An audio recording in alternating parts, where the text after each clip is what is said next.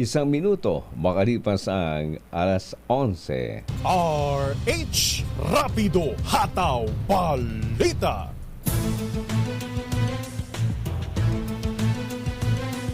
Narito ang pinakahuling balita hanggang sa mga oras na ito.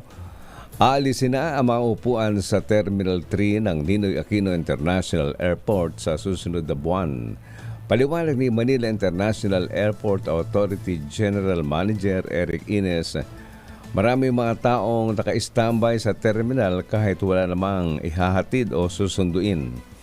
Gayun din, babawasan din ang mga upuan sa departure area ng Terminal 3. Ayon kay Ines, dapat limitahan ang tagal ng paghatid maging ang dami ng taong sasalubong sa kanilang mga kaanak at kaibigan.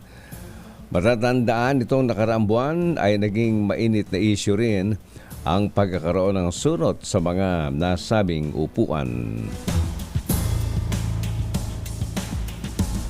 Magkakaroon ng malaking taas presyo sa mga produkto ng petrolyo bukas Martes Santo. Sa anunsyo ng oil firms, 2 piso, 20 sentimos ang taas sa kada litro ng gasolina at piso hanggang 40 sentimo naman sa kada litro ng diesel. Maging ang kerosene magtataas ng piso at 30 sentimo sa kada litro nito, epektibo bukas March 26. Ang pagbabago sa presyo ng mga produktong petrolyo ay nakadepende sa paggalaw nito sa pandaigdigang merkado. Mula sa DCRH News Center, ako naman, Andy Verde.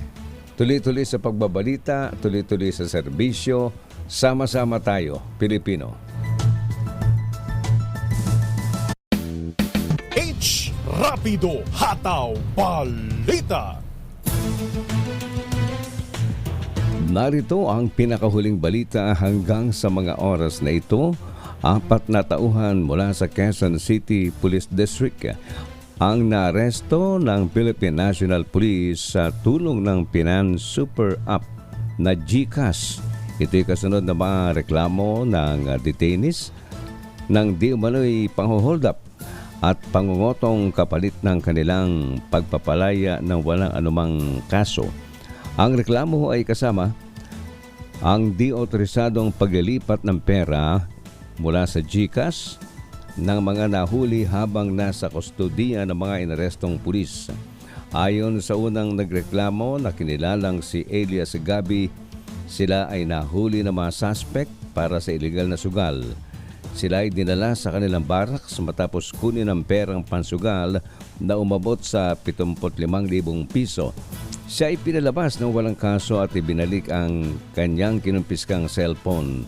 Dito lang natuklasan ni Gabi na may di-otorisadong paglilipat ng pera mula sa kanyang GCash account na nagkakahalaga ng 11,729 na piso patungo sa isa pang GCash account habang ang kanyang cellphone ay nasa kustodiya ng mga pinaghihinalaang pulis. Samantala, ang anak ni Gabi na si Elias Maglasang nagbayad ng 5,000 pisong sa mga pulis kapalit ng kanyang pagpapalaya ng walang anumang kaso.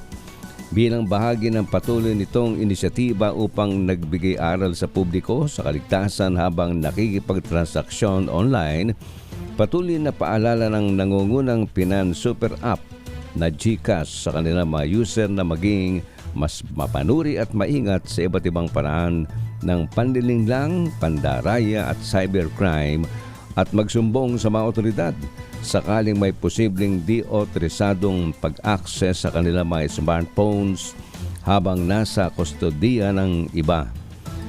Para sa assistance, makipag-ugnayan sa PNP-ACG sa kanilang hotline 02-8414-1560 at 0998-5988-116 o mag-email lamang sa acg@pnp.gov.ph.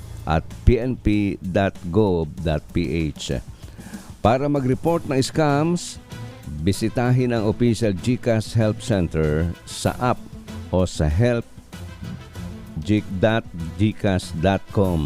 I-message si Gigi at i-type ang I want to report a scam.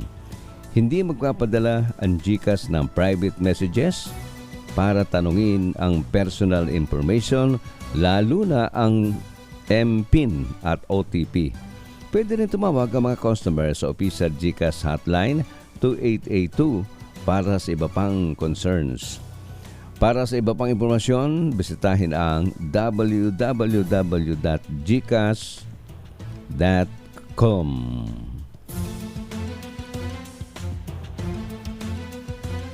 Samantala, nagbabala ang Department of Health sa diseases ngayong panahon ng tag-init.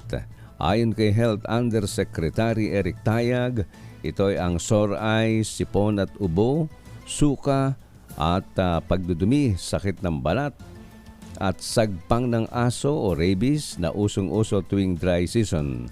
May iwasan anya masakit na ito sa pamagitan ng proper hygiene at pag-aalaga sa sarili. Dagdag pa ni Tayag, regular na maligo upang maiwasan ang sakit sa balat. Payo pa niya sa mga pet owner, siguraduhing may bakuna ang mga alagang hayop upang maiwasan ang rabies. Mula sa DCRH News Center, ako naman, Andy Verde, tuloy-tuloy sa pagbabalita, tuloy-tuloy sa serbisyo. Sama-sama tayo, Pilipino.